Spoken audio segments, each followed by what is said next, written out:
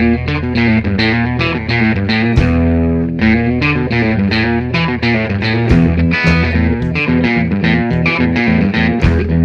a todos e benvidos un día máis ao noso espazo acotío de entrevistas de actualidade en Badal Televisión, como xa sabedes.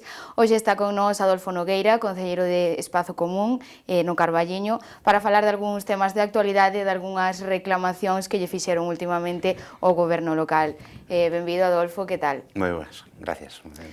Bueno, imos a comezar por unha reclamación que xa leva pois uns cantos meses latente, sobre todo desde o confinamento. Estamos a falar de que se estiveron cobrando recargos por pagar fora de prazo os impostos e que, bueno, fixestes unha reclamación que non se cumpriu desde o goberno local, que era paralizar ese cobro. Como sigue este tema? Seguiu paralizado, imagino, non? Ben, preguntaremos por ele, tanto que levamos unha moción ao pleno que supostamente vai haber a vindeira semana, porque non nos parece normal, non? Todos somos conscientes de que vivimos unha situación excepcional, unha situación de excepcionalidade, excepto o goberno, que a única excepcionalidade que entende é seguir facendo as cousas mal. Vamos a ver, é moi obvio que se a xente non puido pagar durante o confinamento porque non se podía apenas sair da casa porque ir ás entidades bancarias era moi complexo, sobre todo para a xente maior, non ten sentido cobrarlle recargo á xente, non? Nós así o plantexamos xa no mes de abril, na primeira xunta de voceiros que houve, creo lembrar que foi o 28 de abril, os demais voceiros estiveron de acordo, o alcalde roñou un pouco, pero rematou por aceptar a nosa proposta, e acordouse que non se lleva a cobrar recargo ningún aos veciños polo pago do imposto dos coches, do imposto de vehículos de tracción mecánica, ata o mes de decembro, para que así os que non puideran pagar durante eses días do confinamento non tuveran que sair obrigados para facer eso. Habría que ir buscar un documento de recadación, despois ir á entidade bancaria, cousa que naqueles momentos era moi complexo.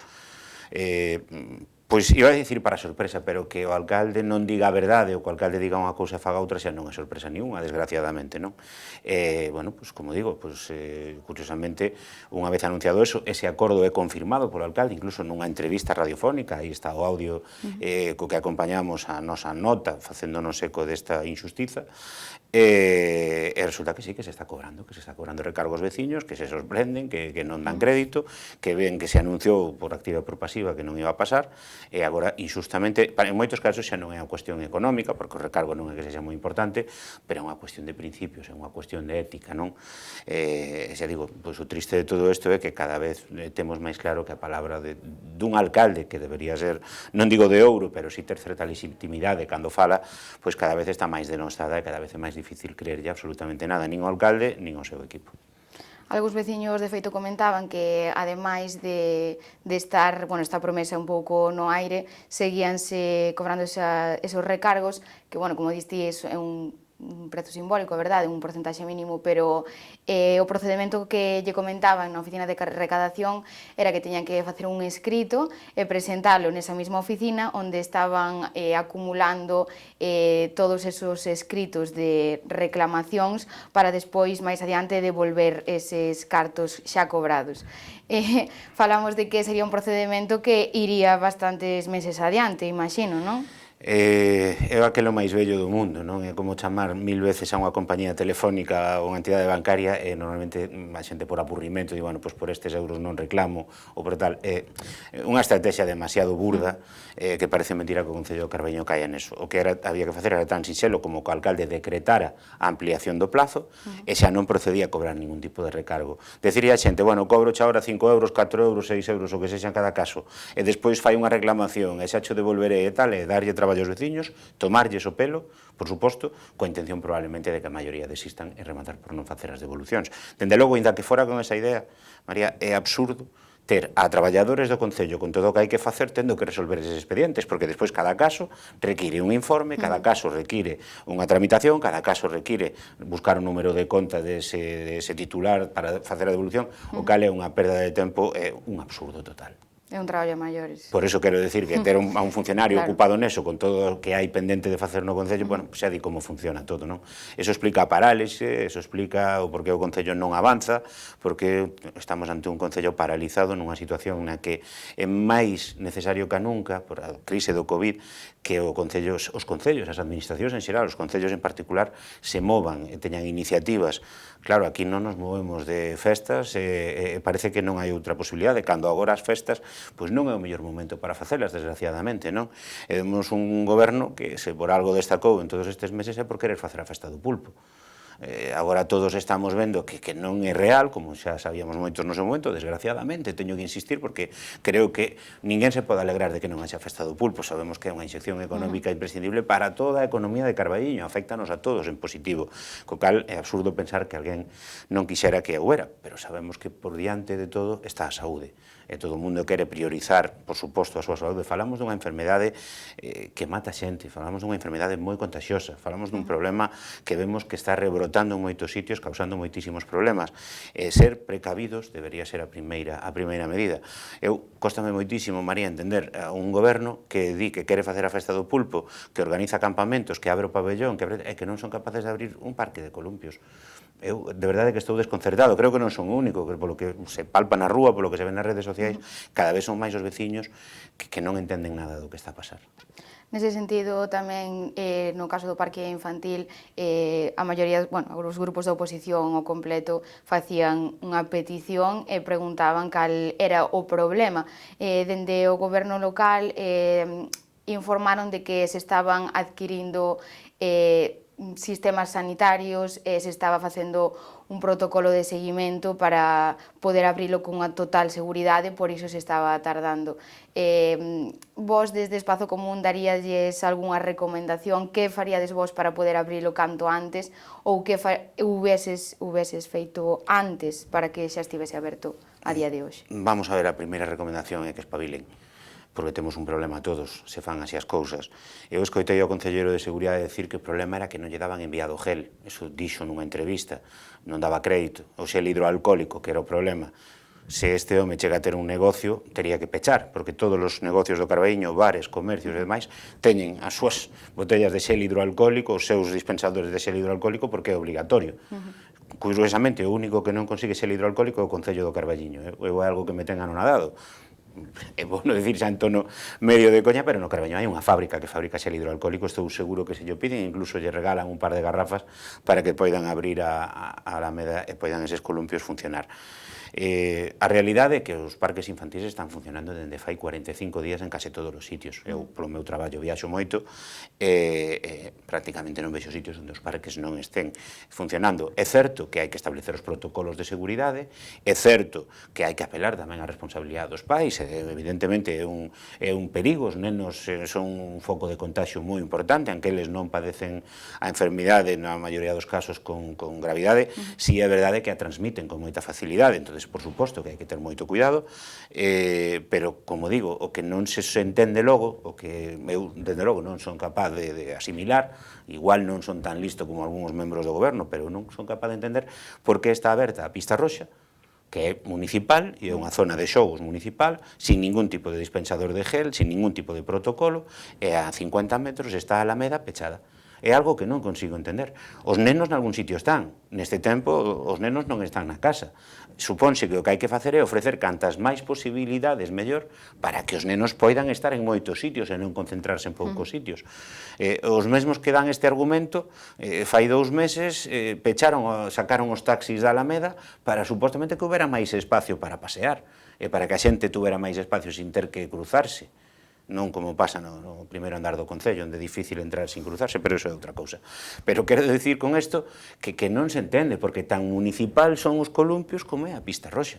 Tan municipal é a Praza Maior, aínda que o Concelleiro ainda non o teña claro, e tanta responsabilidade do Concello é que os nenos estén xogando na Praza Maior como que estén xogando no Parque Infantil de Alameda. O mesmo exactamente. Entonces, insisto, que o goberno ten medo ou decide que non vai abrir ningún espazo para que os nenos... Vale, é unha decisión que poden tomar, teñen maior resulta, pero terán que aplicar o mesmo criterio a todo. Organizan un campamento municipal con nenos, pero non abren os columpios. Eu de verdade que é unha cousa un pouco absurda. Eu xa creo que é máis capricho que outra cousa, sinceramente. Non sei por qué, pero creo que é máis capricho que outra cousa. Bueno, volvendo ao tema dos impostos, creo que hai outro tema pendente, sobre todo cos veciños de Arcos, tiñan unhas reclamacións de que se lle estaban cobrando os recibos do lixo, cando tamén se fixera unha promesa de que eso non se iba a facer. Hai algunha novidade nese tema? Seguimos loitando porque se cumpra a palabra? Como está o asunto? O de que se cumpla a palabra xa parece casi imposible, non? Ahora, cada vez que vexo ao alcalde lembrome daquela canción dos Piratas de Iván Ferreiro que se titula Promesas que non valen nada, porque é verdade, outro día no comunicado definíamoslo como barallocas, non é un insulto, é un adxetivo que o que ven a definir é unha persoa que cando fala enmaraña as cousas de tal maneira, enreda as cousas de tal maneira que ao final non se sabe moi ben o que quere dicir, non? O alcalde decidiu el de motu propio que despois de moitísimos anos ia pasar a cobrarlle aos veciños de Arcos os recibos do lixo. Ben, como digo, como sempre, maioría absoluta, el pode decidir o que queira, pero todo o que se decide ten que ter unha base. O primeiro que tiña que ter feito é preguntarse por que os veciños de Arcos non pagaban ese recibo do lixo, excepcionalmente con respecto ao que pasa no resto do pobo. A resposta é moi sinxela, porque os veciños de Arcos teñen metros e metros e metros e metros do seu monte comunal cedido para edificacións públicas, algo polo que eles terían que estar cobrando, algo polo que eles terían que estar recibindo algo a cambio, non recibían nada, pero a única contraprestación era que non se lles cobraba o lixo. No momento que Fumega decide comezar a cobrarlles o lixo, os veciños de Arcos, algúns veciños de Arcos, reaccionan e deciden que non, que lles parece unha injustiza. Entonces, como mínimo, que se faga unha regularización do seu monte comunal e despois pagan os recibos do lixo. Efectivamente, eso non se nega, que sería o razoable, pero as cousas teñen o seu proceso. Entonces, habría que primeiro regularizar o comunal, ver canto é ese comunal, que lembremos que colle o que todo o polígono industrial de Uceira, o colexio da Uceira, o cuartel da Guardia Civil, o que lle chamamos as casas baratas de toda a vida, bueno, uns terreos amplísimos, amplísimos. Entonces, regularizar eso, saber que veciños son os que teñen dereito, ver que contraprestacións se lle poden ofrecer, evidentemente, dentro dun orde, para que compensara ese recibos do lixo como mínimo, e a partir de aí quedaría a situación ben. Isto é o que se acorda en pleno, facelo así, a proposta de espazo común, coa presencia de moitos veciños de Arcos, estou falando, se non lembro mal, do mes de outubro, se non lembro mal. O alcalde comprométese a paralizar ese expediente do cobro e axudarlles a regularizar o comunal. Por suposto, do dito, nada de nada, do acordado non se respeta nada, van pasando os meses, os recibos seguen chegando, as explicacións de Fumega son máis que peregrinas, bueno, é que escapáronse algúns recibos, é mellor que intenten non tomarnos o pelo, é dicir, se hai un expediente onde están os recibos, están todos ali, se alguén non fai clic, os recibos non saen sós, están nun ordenador e os recibos non lle saen patiña, que marchan eles solos cara a Arcos, a ver se alguén nos paga. Alguén ten que facerlo e darlle. Finalmente, no pasado pleno, o compañeiro Pachi Vázquez levou este tema, preguntoulle varias veces ao alcalde que dixera a verdade, se estaba ou non estaba paralizado, pediulle que o dixera, o alcalde, como sempre, remoloneando, non falando claro, ata que Pachi lle pediu que as persoas responsables, interventor, tesoureira ou quen sexa, de ese departamento viñeran ao salón de plenos e confirmaran se estaba o expediente paralizado ou non. Evidentemente, aí viuse contra as cordas e Fumega recoñeceu que non estaba paralizado e que, bueno, sin decilo, recoñeceu que estivera mentindo todos estes meses. Pero, curiosamente, voltouse a reunir con algúns veciños de Arcos uns días despois e voltoulles a decir que xa estaba paralizado, co cal, insisto, o cumprimento da palabra é imposible. Nós, eu creo que, bueno, xa sabendo que temos e xa sabendo que do goberno un non se pode fiar, pero xa non digo nós como oposición, porque podemos dicir, bueno, é unha cuestión entre partidos, é política, isto que di a xente con certo desprezo, bueno, pois vale, pero non é o caso, estás engañando a un grupo moi nutrido de veciños, igual que está pasando noutras cousas, eso é grave, eso é moi grave. E o que queremos e o que nós nos comprometemos a facer é a regularizar a situación dun xeito ordenado, porque senón vai a pasar unha cousa neste Concello que Fumega, dentro desa irresponsabilidade fuxida cara adiante na que está metido, parece non querer ver, aunque el sabe. Paco Fumega terá moitos defectos, pero dende logo tonto non é, e el sabe ben o que pode pasar. Como todos os veciños que están cos seus comunales afectados por esta situación, sexa Veiga, sexa Mesego, sexa Señorín, tomen ese camiño, pode supor un problema moi grave para o Concello do Carballiño no futuro se non se fai de xeito ordenado, se o Concello decide de alguma maneira ir contra os veciños, o que ten é que ir da man e chegar a acordos que permitan facer ver esa situación, tornala normal, sen traumas, sen problemas e sen conflitos.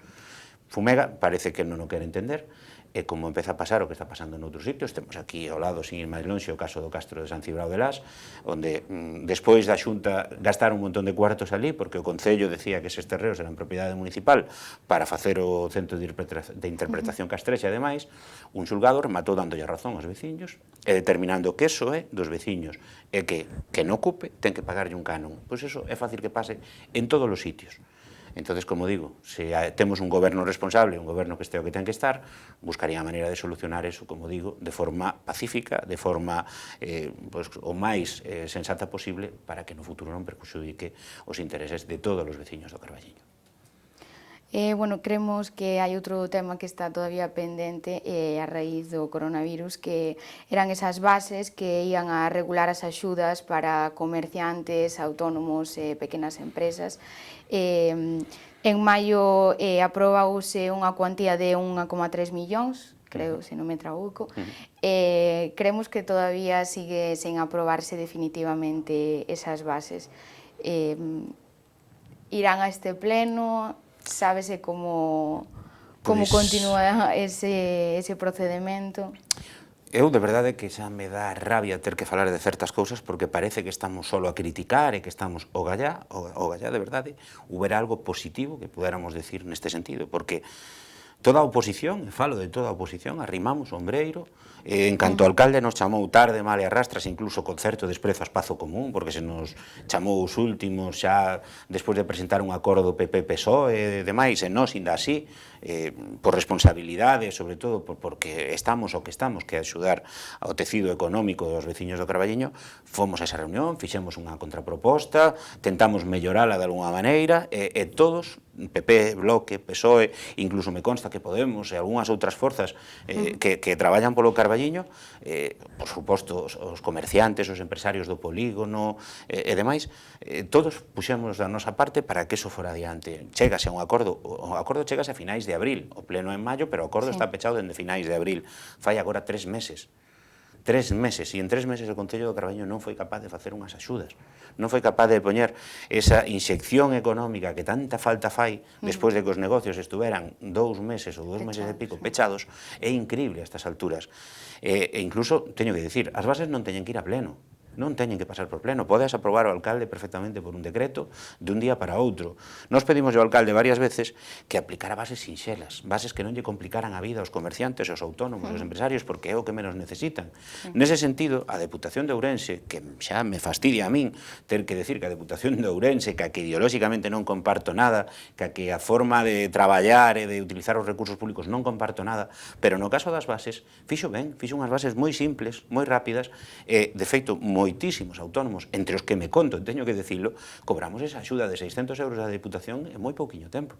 É moi pouquiño tempo, son un autónomo máis, estuve parado na miña casa casi 3 meses, son axente comercial, e grazas a esas axudas da Deputación de 600 euros, bueno, pois respiraches un pouquiño, non? Como a min moita xente. Curiosamente, o Concello do Carballiño parece que está a outra cousa. Nos pedimos ao alcalde, xa en repetidas ocasións, que copiara o modelo da Deputación, porque é sinxelo de todo.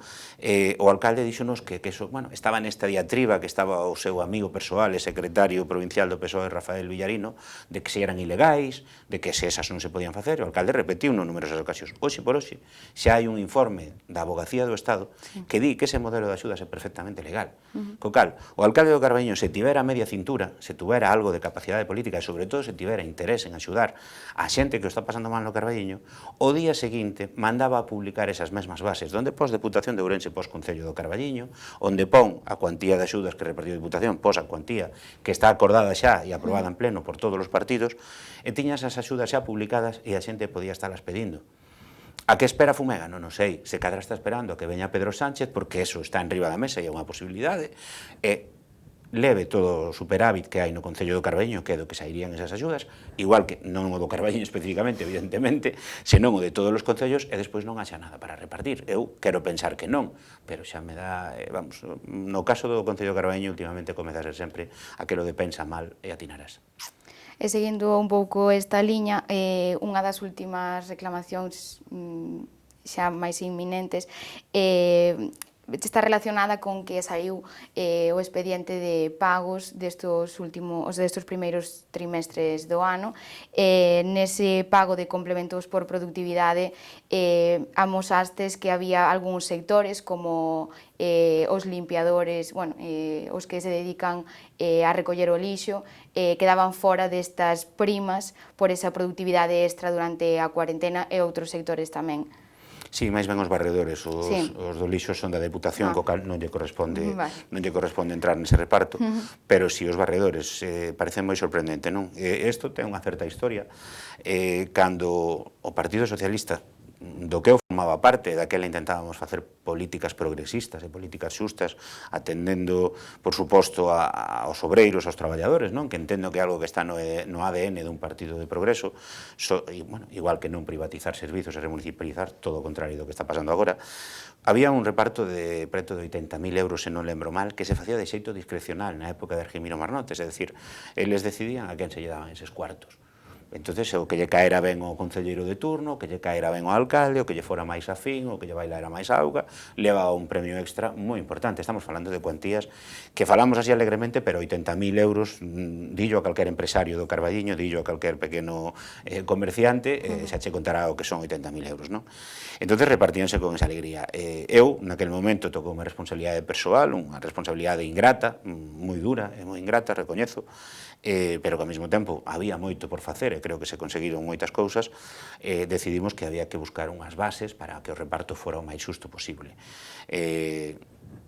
Quedouse unha parte moi importante para repartir entre os traballadores todos os que cumpliran uns criterios de asistencia e demais, e quedou unha pequena parte, falo de memoria, pero igual eran sobre 20.000 euros, para reparto discrecional pensando en premiar a especial dedicación, é dicir, pois cando o Concello tivera unha necesidade especial de un traballador que tuvera que facer algo por riba das súas obrigas ou que tuvera que dedicar máis tempo do necesario, combinalo co formato de horas extras e tal, e sempre quedaba esa posibilidade. Ben, o último semestre do ano pasado, curiosamente o de despois das eleccións, arroxou un saldo moi curioso de reparto discrecional por parte do goberno, non? Lembro que isto son partidas que os concelleiros e o alcalde dan a dedo.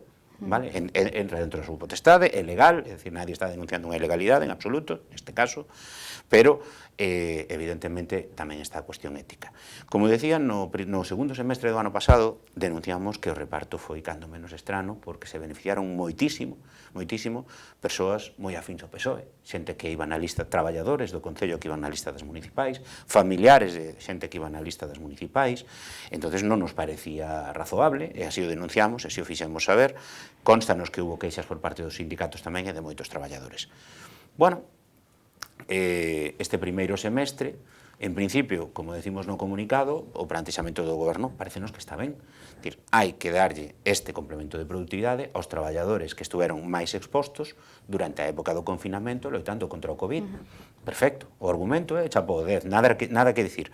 O problema é cando o executan, como sempre, ao final alguén mete a pata, alguén fai mal o seu traballo e resulta que se premia a traballadores de oficinas que casi estuveron teletraballando todo o tempo e non se lle paga ninguna productividade aos barredores, que non faltaron un só día de rúa.